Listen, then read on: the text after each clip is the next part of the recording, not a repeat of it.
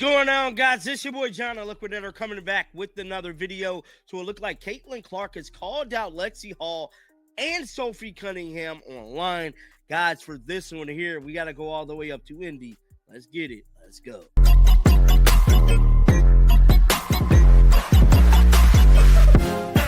Everybody had a great holiday, man. Things should be going back to schedule by the end of the weekend, man. I don't know how many videos I'm going to be putting out this weekend, but we shall put out some content here on the channel, man. With all that being said, I ain't going to waste no time, man. We're going to jump right into this thing, head on over to Google. So Lexie Hall made it her business to... Caitlin Clark watched in disbelief her team's foundation crumbling before her eyes. The bombshell news wasn't just about player contracts, it was about loyalty, about the whispers of a bitter exit from two key teammates. Lexie Hall and Sophie Cunningham, once part of the Indiana Fever's core, were now sending shockwaves through the league with their decisions.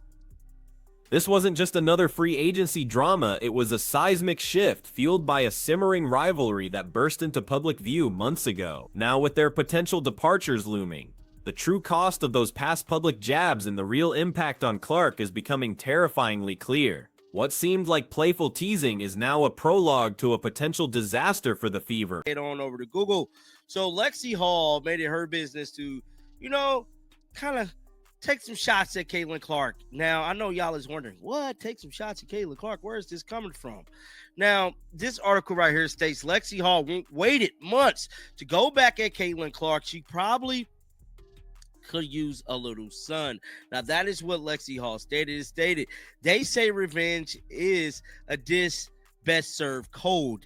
And Lexie Hall knows this well. The Indiana Fever guard waited almost 6 months for the perfect moment to get back at her teammate Caitlin Clark for teasing her about her tan line.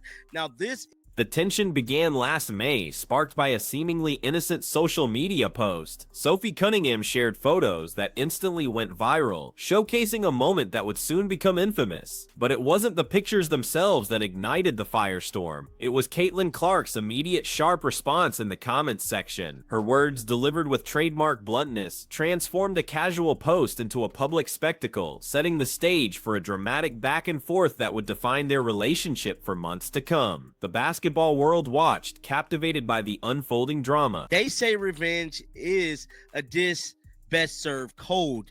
And Lexie Hall knows this well. The Indiana Fever guard waited almost 6 months for the perfect moment to get back at her teammate Caitlin Clark for teasing her about her tan line. Now, this is what Caitlin Clark is clowning them about. So this was from a couple months ago. As you guys can see here, this is Sophie Cunningham Instagram page. And Caitlin Clark quickly got in the comments section and said, little less tanning, a little more basketball. This was 30 weeks ago.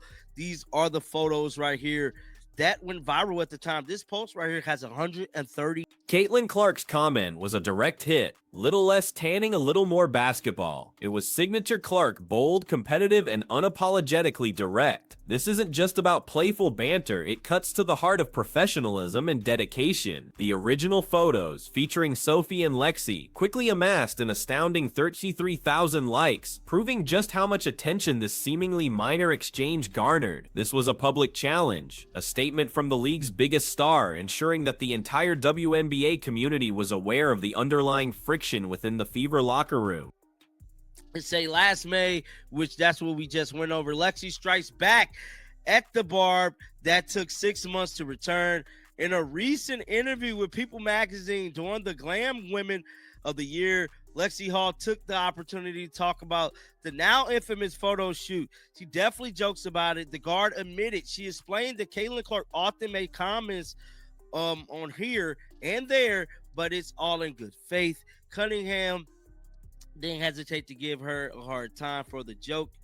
Now, I believe this is what Lexie Hall put out here. Let me blow this up. But Lexie Hall wasn't about to let Caitlin Clark have the last word. She waited for almost 6 months. Lexie bided her time, crafting the perfect moment for her counterattack. This wasn't an impulsive retort, it was a meticulously planned act of revenge. As sources close to the situation described it, the basketball world often forgets that beneath the camaraderie, there are competitive fires that burn fiercely, and Lexie was about to remind everyone that some slights are never truly forgotten. win, only strategically avenged when the time is ripe for maximum impact. Despite Lexie and Caitlyn remain best friends. Yeah, so one of the biggest conversations is going to be this offseason. I think they have, when is the CBA? Let me see. Today's the 29th. When is the last day of the month? Let me pull up my calendar here. Let me pull up my calendar real quick. The last day of the month is tomorrow. I just thought about that. That was just the last day of the month is tomorrow, guys. So basically, the WNBA has until tomorrow to get a CBA agreement done. Now, one of the biggest talks is going to be free agency. Her opportunity came in a high-profile interview with People magazine during the glamorous Women of the Year event. Lexie seized the platform, not just to talk about her career, but to deliver a subtle yet devastating jab at Clark. She could probably use a little sun, Lexie quipped, referring to Caitlyn's earlier comments about her tan line. It was a perfectly timed public retort that reverberated across the WNBA, proving that the playful teasing had indeed left a lasting impression, and Lexie was determined to settle the score on her own terms in front of the world. Tomorrow, guys. So basically, the WNBA has until tomorrow to get a CBA agreement done. Now, one of the biggest talks is going to be free agency. One of the free agents for the Indiana Fever is none other than Lexie Hall. Lexie Hall is due for a major payday. I believe Lexie Hall should be getting her money. Ben said it. Ben speaking about it all offseason, that Lexie Hall, this is a payday year for her. She should be definitely getting paid. But another big question is SOPHIE Cunningham. Now, we know a few weeks ago, SOPHIE Cunningham has stated that she wanted to go to a team, the next team she went to, she wanted to buy a house there and basically make that her home. SOPHIE Cunningham, deeply entwined in the social media saga from the beginning, further fueled the flames. The photos were originally from her Instagram page, bringing her directly into the crosshairs of Caitlyn's comment. SOPHIE didn't hesitate to give her a hard time for the joke after Lexie's public remarks. This wasn't merely a passive observation, it was an active participation in the back and forth, highlighting the intricate web of relationships and rivalries that often define professional sports teams. The dynamic was far more complex than it first appeared. She should be definitely getting paid. But another big question is SOPHIE Cunningham. Now, we know a few weeks ago, SOPHIE Cunningham has stated that she wanted to go to a team, the next team she went to, she wanted to buy a house there and basically make that her home, which I think is great. I think that is great that she's looking to do that. But here's my thing. This is where things kind of went south, because a lot of people feel as if, not Lexie, but SOPHIE was saying that as if she wanted to leave Indiana. And as of right now, I don't know, man. But they're definitely going to be the talk of the offseason. The People magazine feature cemented the narrative, confirming the playful yet pointed nature of Lexie's response. The article explicitly quoted Lexie Hull teasing teammates about her move around tanning, directly referencing her barb. She could probably use a little sun. This wasn't just locker room talk, it was a widely broadcast public statement, ensuring that the entire WNBA universe, and particularly Caitlin Clark, heard Lexie's comeback loud and clear. It was a carefully orchestrated media moment, designed to deliver maximum impact and underscore the underlying tension. There being a possible lockout. Now, I haven't heard anything yet about any extensions. They have until tomorrow, really Monday. So Monday is the day that we find out if there's going to be a lockout. Now, what's next is, okay, let's say it is a lockout. You really don't want this lockout going into March or April, because if the lockout do go into March or April, that could potentially hurt the May starting date for the season, because the season starts in May. Now, we definitely want to have a 2026 season, judging off everything that we. Despite these very public competitive exchanges, reports insist that Lexie and Caitlyn are still main of best friends.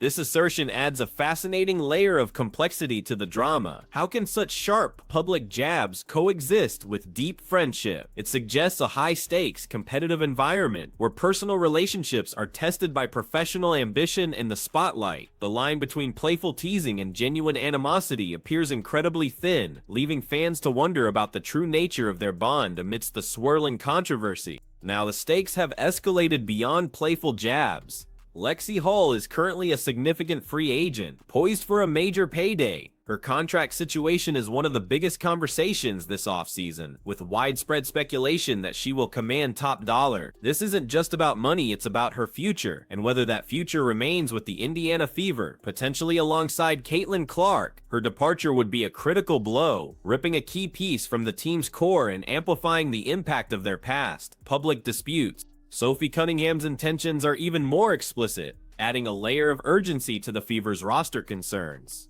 Just 3 short weeks ago, Sophie publicly declared her desire to find a new team, stating she wanted to go somewhere she could buy a house and make that her home. This isn't subtle, it's a clear signal of her readiness to leave Indiana.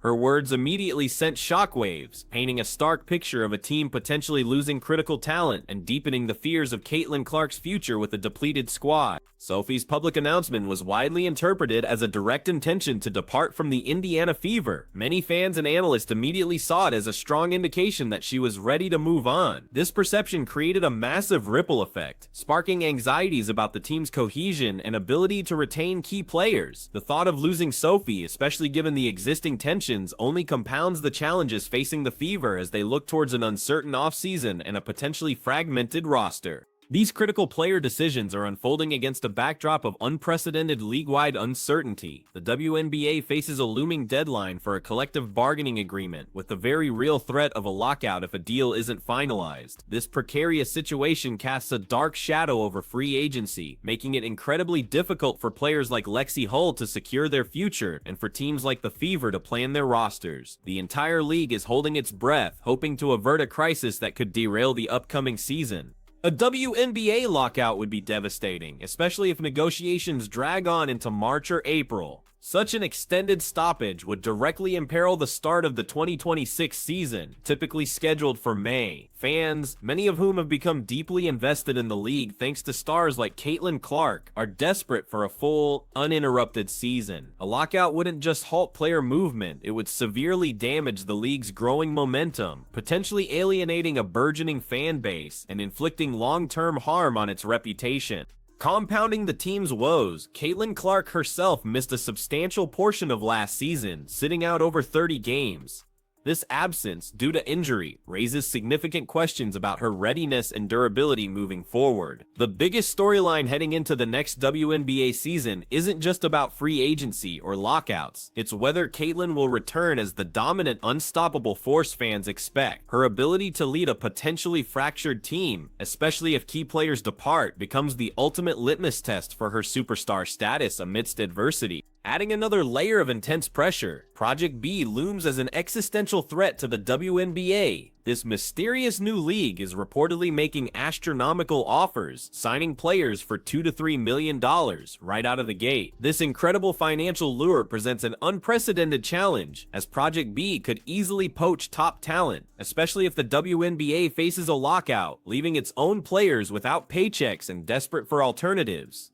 The stakes for the WNBA's survival have never been higher. The WNBA absolutely cannot afford a lockout right now, precisely because Project B is actively, aggressively recruiting. If the established league fails to pay its players due to a stoppage, these highly sought-after athletes will inevitably gravitate towards Project B. This alternative league, offering substantial financial incentives, could quickly drain the WNBA of its star power, leading to a catastrophic exodus of talent and severely undermining the league's future relevance and competitive integrity in one fell swoop. The situation is further exacerbated by the fact that the majority of the WNBA is currently free agents. This staggering statistic amplifies the potential disaster of a lockout. If Project B starts signing these women to multi-million-dollar deals while the WNBA is in limbo, they might be powerfully incentivized to abandon the established league altogether. This isn't just about contract negotiations, it's a battle for the very soul of women's professional basketball, with the future of an entire institution hanging precariously in the balance against a well-funded, opportunistic rival.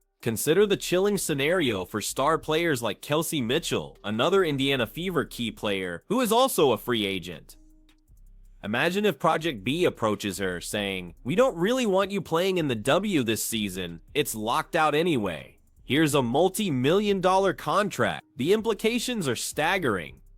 Project B could systematically dismantle WNBA rosters, cherry-picking the best talent and fundamentally reshaping the entire landscape of women's basketball overnight, leaving established teams, including the Fever, completely vulnerable. The confluence of these factors, potential player departures, a looming lockout, and the rise of Project B casts a long, dark shadow over the entire 2026 WNBA season. Fans are left wondering if there will even be a season to look forward to, or if the league will be irrevocably changed. The WNBA leadership is under immense pressure to find a resolution, not just for the sake of player contracts, but for the very existence of the league as we know it. The clock is ticking, and the consequences of inaction are dire for everyone involved.